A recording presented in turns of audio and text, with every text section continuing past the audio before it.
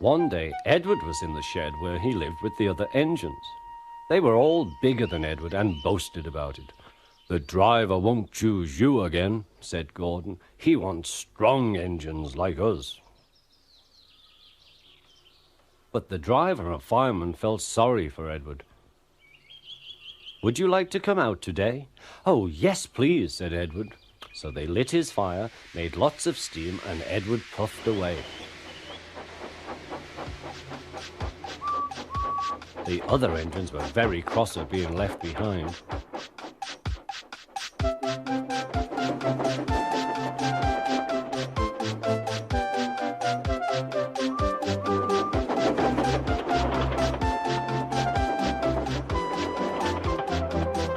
Edward worked hard all day. The coaches thought he was very kind, and the driver was very pleased.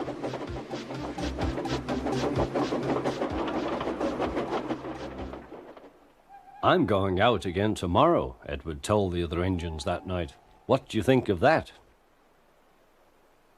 But he didn't hear what they thought, for he was so tired and happy that he fell asleep at once. Next morning, Edward woke up to find nothing had changed.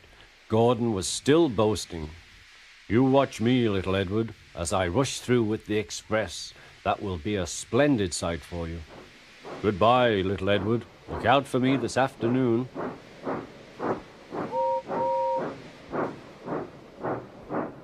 Edward went off to do some shunting.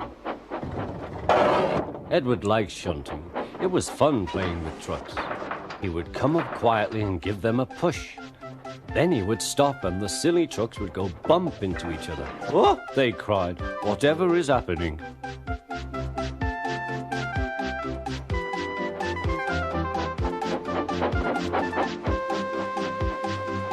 Edward played till there were no more trucks. Then he stopped to rest. Presently he heard a whistle. Gordon was very cross.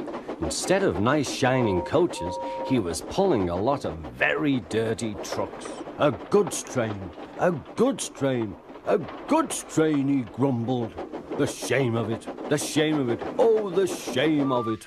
Edward laughed and went to find some more trucks. Then there was trouble. "Gordon can't get up the hill," the porter called to Edward's driver. "Will you take Edward and push him, please?" They found Gordon halfway up and very cross. His driver and fireman were talking to him severely. "You're not trying." "I can't do it," said Gordon. "The noisy trucks hold an engine back so." Edward's driver came up. "We've come to push." "No use at all," said Gordon.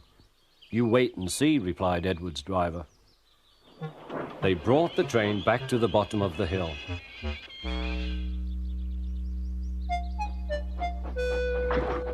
"I'm ready," said Edward. "No good," grumbled Gordon.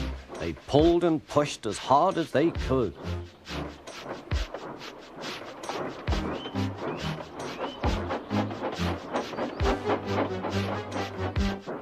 "I can't do it, I can't do it, I can't do it," puffed Gordon. "I will do it, I will do it, I will do it," puffed Edward. Edward pushed and puffed and puffed and pushed as hard as ever he could. And almost before he realized it, Gordon found himself at the top of the hill. "I've done it, I've done it, I've done it," he said proudly. He forgot all about Edward and didn't wait to say thank you. Edward was left out of breath and far behind. He ran on to the next station, and there he found that the driver and fireman were very pleased with him. The fireman gave him a nice long drink, and the driver said, "I'll get out my paint tomorrow and give you a beautiful coat of blue with red stripes. Then you will be the smartest engine in the shed."